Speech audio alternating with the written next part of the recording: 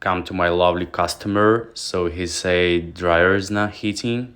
So I already changed the coils for the gas valve, and now I'm gonna start the dryer. So let me move my little helper first. Here we go. Thank you for your help. All right. So let's start it.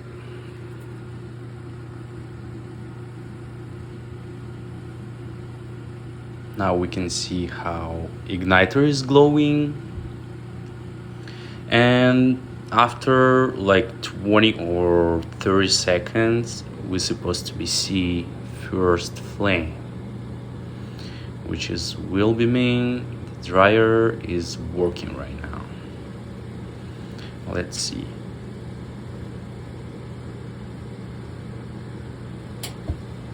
We have a flame, everything is working, and our customer is happy.